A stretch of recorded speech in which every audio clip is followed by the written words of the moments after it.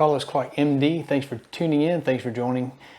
Please subscribe. Please click the bell button so you'll get a notification every time I upload a video.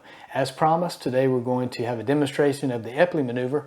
A couple of special guests will be joining us soon. Remember always, these videos are for informational purposes only. They're not to be taken for medical advice. Please consult your primary care physician. As with our previous video, we're talking about BPPV, one of the most common causes of vertigo. If you're having this, remember to check in with your primary care physician because there is some more sinister causes of these symptoms.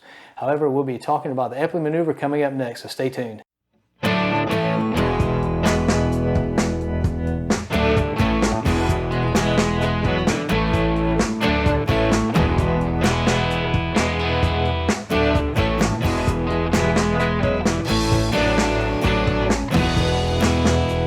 All right, guys, welcome back. Thanks for joining us.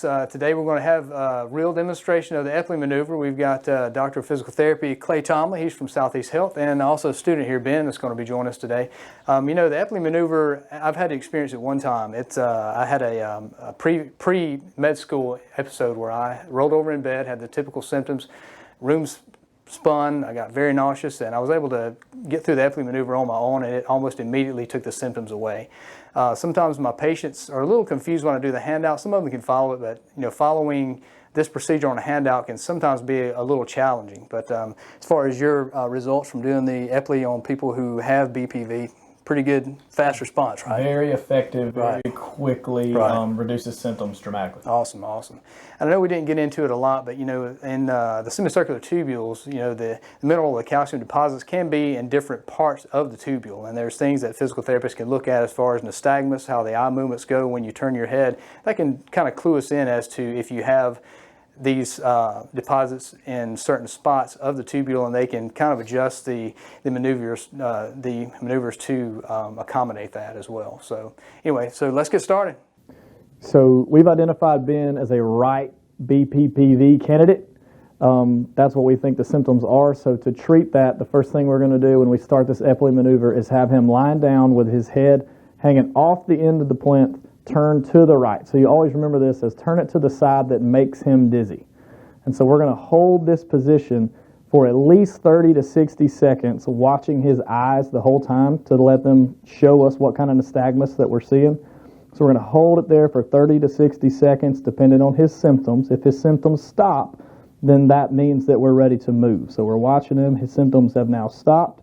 So we will turn his head quickly to the left, still hanging down, right? And so we're watching his eyes still. We'll hold him here for 30 to 60 seconds again. And so boom, our 30 seconds are up, and now we'll get Ben to roll, right? And then we're going to keep his head still pointed down to the floor. And we'll hold this again for 30 to 60 seconds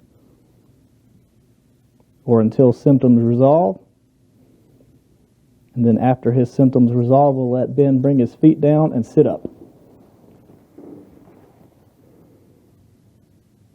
Now, from this point, the important part is to keep your head upright, right? So we want his head to stay upright for the next 24 to 48 hours, including sleeping. What I often tell my patients is to go home and sleep in a recliner so that you can keep your head upright. And that's it. Thanks again for joining in today and hanging out with our special guest, physical therapist today. Be sure to leave comments in the section below. If you have any topics that you'd like me to cover, be more than happy to. Questions, comments, whatever. Stay tuned, and we'll have some more coming up soon. Thanks again.